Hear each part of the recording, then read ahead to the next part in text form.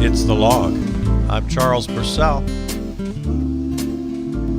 Well, took a gut punch this week, didn't we? The Miller Valley shooting. Always just a matter of time before something like that's going to happen again. It's always in the cards. It's always on the calendar at some point. This time, close to home. Shed some tears. Got pretty angry. We're still in the early stages of that anger/grief process. Before that, it was mostly politics like it always is. Bloomberg making some noise. Weinstein convicted. That was good news. Climate crisis continues to be ignored. You know the way that goes. Trump being Trump and Bernie being Bernie. That was of course, that was the good news. That was how the week started on a high last weekend when Bernie took Nevada by a country mile, by a desert mile. He took it. Not even close.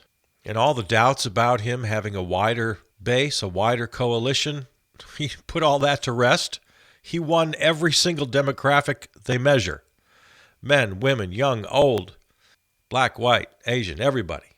And any way you could measure voters, Bernie was right there.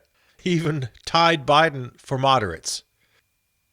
So that was one of the excuses that people were giving. The so-called Stop Bernie movement we have now, they had to come up with new problems because they couldn't use that as an excuse anymore. You know, before the final tally was even in, people just went insane.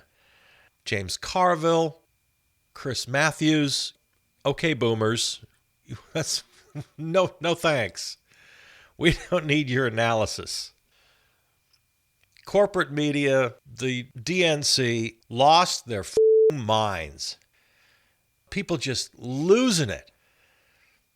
The vitriol against Bernie. And he says one little thing last Sunday night on 60 Minutes, what 100 other people have said, including former presidents, that, Cuba did a pretty decent job on improving health care and education. It was the most harmless comment you can imagine. But, they got to jump on that. He's a socialist. If you're somebody who's scared of socialism, wherever you are on the spectrum, I'm just begging you, turn a deaf ear to these people who are just panicking about this filthy word of socialism and equating it with authoritarianism, equating it with communism, equating it with the old Soviet Union, with Venezuela. It's all such a ridiculous joke. You know, we expect this from the current crop of Republicans, but we're getting it right from the so-called liberal media, MSNBC, and the so-called liberal party, the Democrats, capital D. There's no small d in the party these days. There's no small d democracy going on in the party. They're all promising to stop Bernie at any cost, even if he wins a plurality of the votes. No, that's not enough. We're going to use every trick in our playbook and every technicality we can pounce on to stop him. It's ridiculous. There's nothing to be afraid of. Whoever your candidate is, I'm not going to jump on you. If it's Bernie, if it's Liz, if it's Amy Klobuchar, if it's Mayor Pete, even I'll really go off the deep end here. Well, I'm not sure I can do this. I was going to say even if it's Bloomberg, but I'm not sure I can say that. But my point remains the same.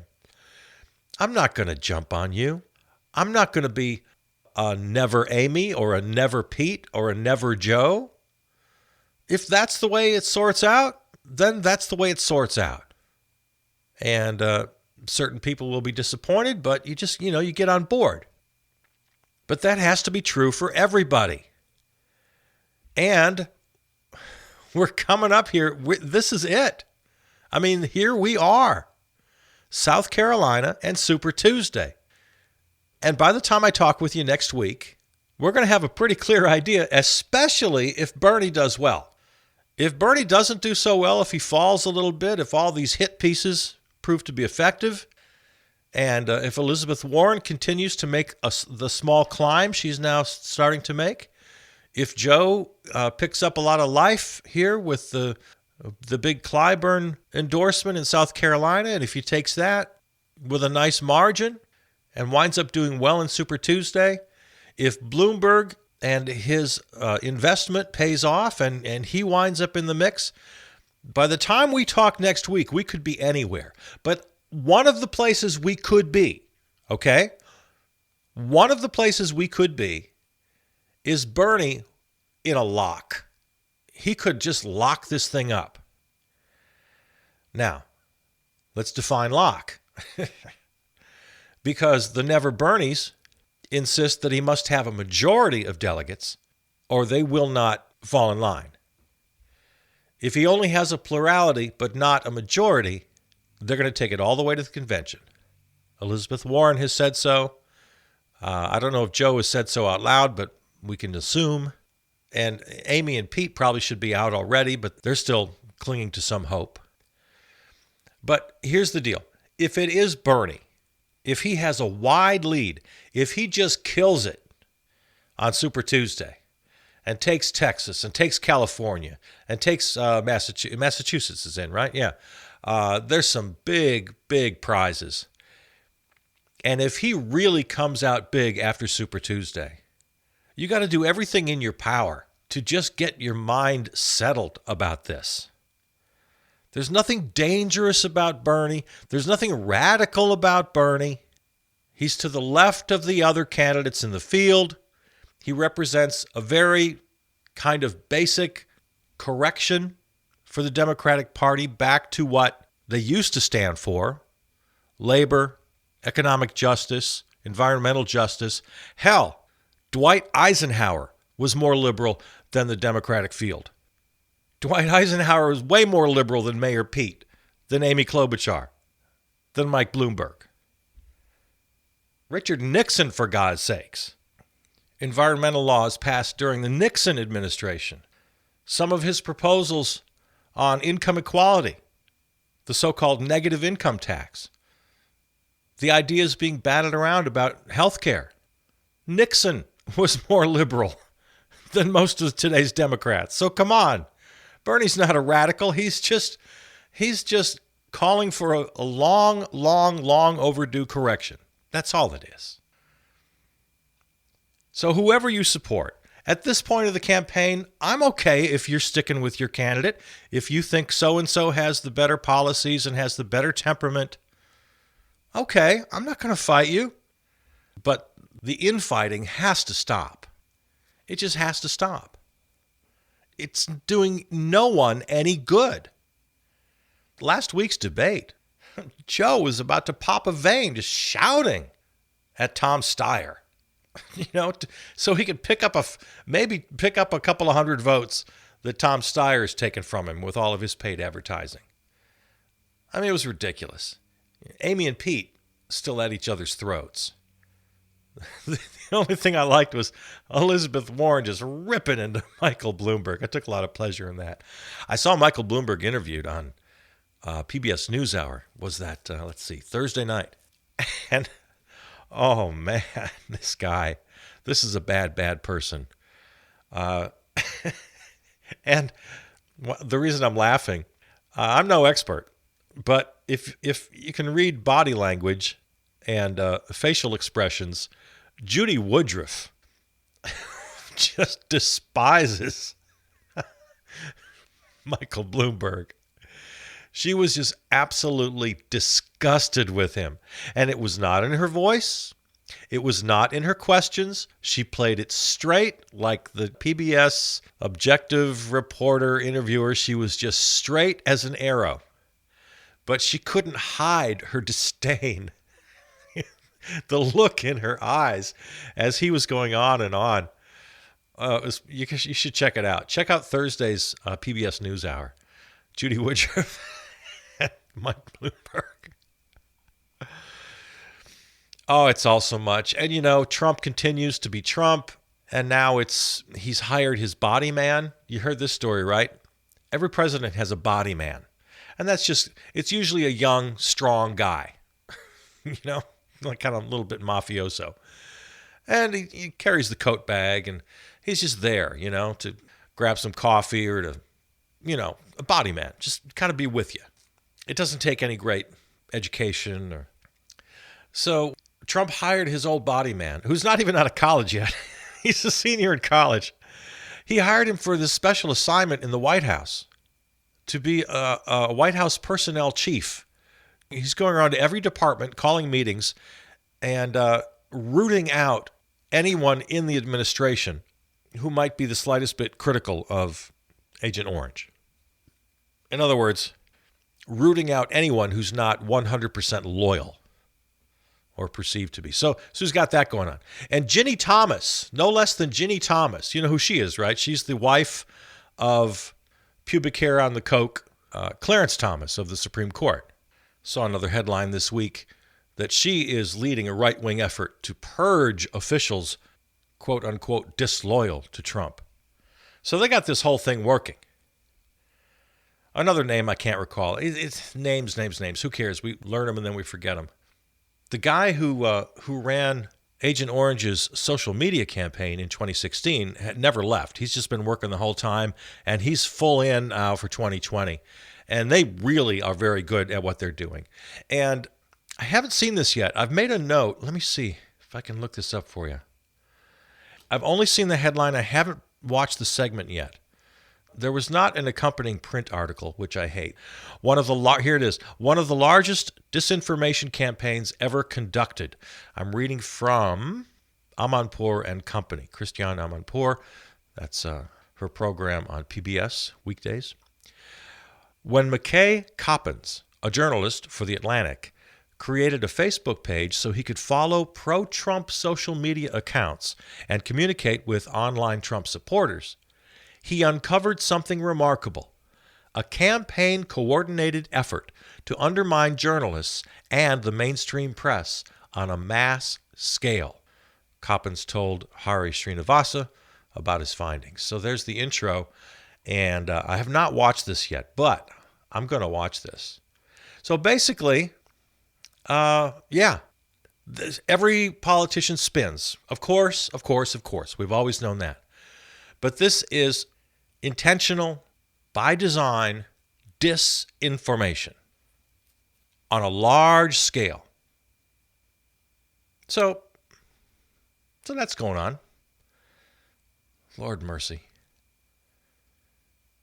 And then the week ended with that embarrassing, it's all fun and games for the late night comics, of course, but this coronavirus thing is serious. And Trump finished up his week with that weird, bizarre press conference where he just once again shows us what we already know, that he's completely incompetent. He's got, at best, a toddler's understanding of the most basic facts of science and politics and everything else he needs to know to be in that job. Just filled with lies. And, like I said, all fun and games for the late night comics. As our mother used to say, all fun and games until someone puts out an eye. Yeah, there's no fun and games anymore with this guy when lives are at stake, and they very well could be. Now, of course, we don't want to panic. There's no reason we can't be honest and careful and blunt and serious without panicking. They're not synonymous. They don't go hand in hand. And he and the corporate media are much more concerned with the impact on the stock market of the coronavirus, which didn't surprise me at all. I expected that. So there we are. All the while, the climate crisis continues to surge with virtually, literally nothing being done about it. I came across a nice little piece this week. I'll share it with you on the website or on the Facebook page. Global warming and climate change myths. It's a whole row of, let's count how many they've got. 100 and more. 198 myths. And it's very neatly arranged. In a left column is the myth, the right column is the truth. And then each one links to a story if you want to find out more about it. It's really handy. So just for example, number one climate myth, well, the climate has changed before. But what the science says, well, climate reacts to whatever forces it to change at the time. Humans are now the dominant forcing. Number two, it's just the sun. But what the scientists say, in the last 35 years of global warming, sun and climate have been going in opposite directions. In other words, without global warming, we'd be going through a slight cooling trend because there are cycles over long, long periods of time between the sun and the earth and how they line up and how much heat is coming from the sun. And scientists say that without man-made global warming, we'd be in a very slight cooling period right now based on the relationship between the earth and the sun. And yet we still continue to see temperatures rise, of course, because of climate change. So anyway, that just gives you an idea. 198 myths that you'll hear from your uncle at Thanksgiving or you'll hear from some dope on the news. And this gives you a quick, easy reference to check that out and to rebut. So global warming and climate change myths. That's skepticalscience.com. And then not only the myth, but then what the actual science says to counter that. So I will, I'll share that on the Facebook page for you. Mentioned Harvey Weinstein. That was good news this week. Not convicted on every charge, but found guilty of rape and sexual assault. Victims hailed decision as a victory for the Me Too movement. Yeah, so that was significant. Really the first high-profile conviction during the Me Too movement. So, progress, good news. I mentioned Bloomberg, this guy. Every day there's a new story. Apparently he paid people to cheer at the debate. Twitter has suspended some 70 accounts, or pro-Bloomberg accounts, citing platform manipulation. So he's just trying to do it any way he can. I guess he's paying his volunteers. Of course, every candidate has volunteers. I'm not sure if he has any volunteers. I think they're all paid. And the regular kind of campaign staff that every candidate hires, he's got them like in every state. He's just filling states with personnel.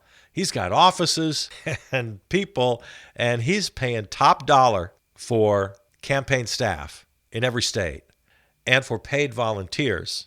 And there was a story recently that a lot of these volunteers they're knocking on doors and they give their little spiel, and the person who answered the door, typically, more often than not, will say, "What the hell? I'm not voting for that guy."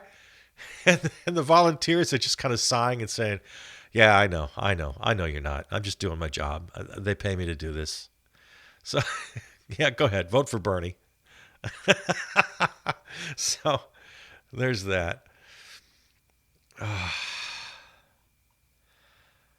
Oh, God. And then the week ends on this Miller Valley shooting. And, what can you say? What can you say? We all feel horrible. We all feel sad. We all feel angry. Reasonable gun safety legislation is just what everyone wants. And as long as a certain party rules the Senate and the White House, it's never going to happen. The one thing I will say about, I don't want to get into the politics of it especially, but you know what I really hate when, like Agent Orange, in his very first announcement on Wednesday night, he knew nothing about what was going on. He just had none of us had any information yet. He called the shooter wicked when we had no idea who the shooter was. Now, don't for a second think I'm trying to justify this, but people go mad. People snap. That could have been the case. Maybe it was just some poor schmuck who snapped. At that point, we didn't know. We didn't know if it was a white supremacist at that point, because Obviously, in recent history, that's been the MO. White supremacy, racism, xenophobia, the angry white male. We didn't know at the point when Agent Orange called him wicked. Well, now we know. Now we know he was a black guy who many people said seemed perfectly normal, perfectly friendly, perfectly nice. There are reliable reports that he suffered outrageous racism at his workplace, and it was tolerated. And from the early reporting, again, it's early, but it's not 1 or 2 hours into the event. It's the next day. It's 36, 48 hours later. And we have learned that apparently this guy had real struggles facing racism at his job. And it looks like he snapped. Again, I don't justify it. I don't condone it. But if somebody snaps, they snap. That's a condition. And these things don't come from nowhere. I mean, what's he going to do? Quit his job? Go get another job? Not always easy to do. The guy was 51 years old. You don't quit your job when you're 51 years old and go find another one. That just doesn't happen. So racism was tolerated. The economic pressures that most of us feel, many of us feel pretty severely, kept him from moving on. The pressures of having to have that job and support that family. He had a family, a wife and kids. This is tragic in every possible way.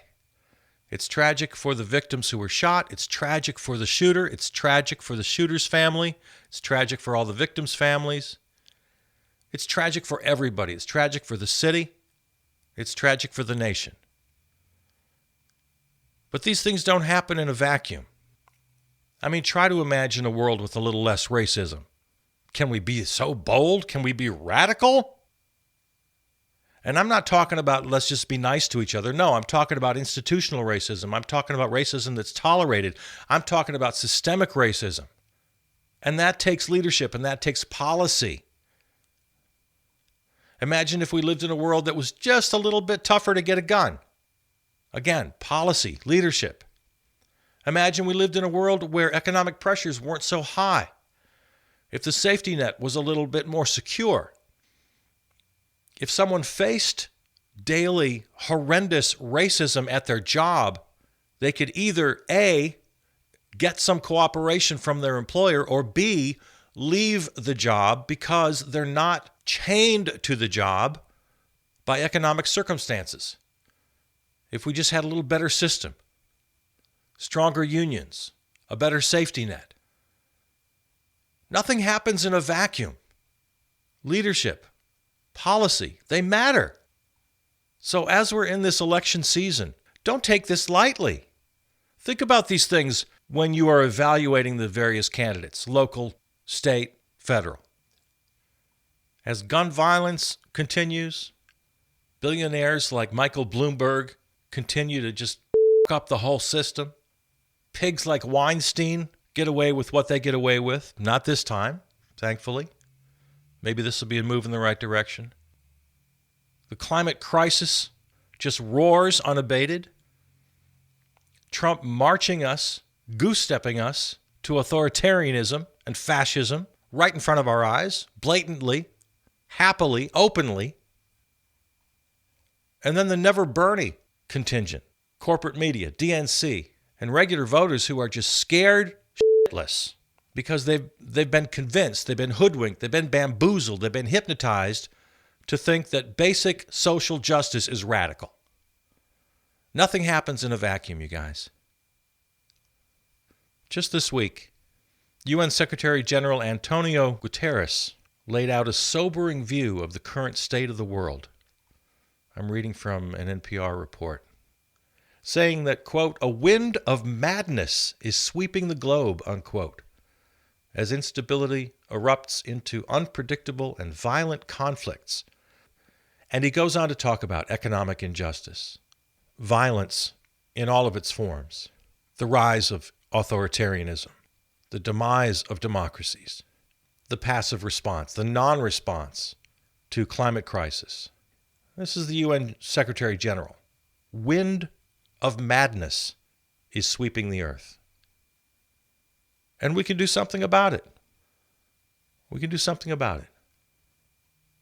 So sure, there are jokes to be told. The late night guys can have fun with the campaign and the politicians. That's a tradition that goes back thousands of years. The tradition of the court jester, the fool. That's fine. But don't let it just stay right there. Don't just be satisfied with that. Don't get cynical. No.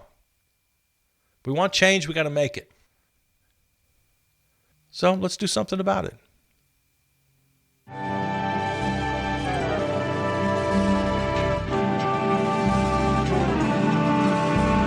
Caucuses, primaries, make us a match. Find us a find, catch us a catch. New Hampshire and Iowa went to the polls to find us a perfect match. Viable candidates, raise up your voice. You make your pitch, we'll make our choice. Show us your plan, 'cause we're longing to choose the candidate who can't lose. For Papa, make them progressive. For Mama, make them moderate too. For me, well, I wouldn't holler if they were a socialist through and through. Nevada caucuses, you had your say. Bernie won big, going away. But the establishment all had a cow, brought out their big guns to shoot him down. People are fighting, they're coming unglued. The pundits are mad, the people are screwed. If we vote blue, no matter who, we could get stuck for good. Dear voters, give us a nominee, one who doesn't pander or lie. I know that no one is perfect, it's just that I'm terrified. Hey, Super Tuesday, now it's our last chance. My vote won't count, you'll make the call. Do the right thing for the sake of us all. So vote me no Joe, blue me no blue. F Mayor Pete, send Amy home. America, feel the burn.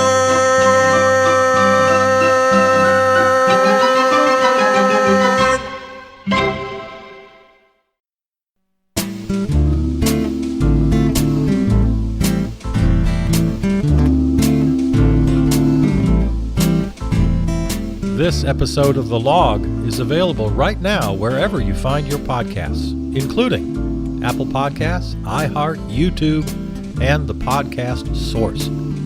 Enter Charles Burcell Presents in the search window. Or best yet, go to charlesburcell.com. There you'll find this and all the other series in the podcast family. Follow, comment, and contact me on Facebook and Twitter. Thanks to our flagship terrestrial station, River West Radio, riverwestradio.com. Theme music composed and performed by Peter Donalds. From the New Arts and Media Studios in Milwaukee, I'm Charles Burcell.